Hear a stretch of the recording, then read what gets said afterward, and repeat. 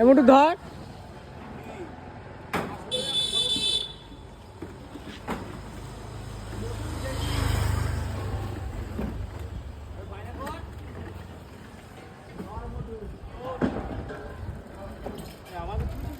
একদম ছেড়ে দিয়ে তো, তুই কাজ কর না।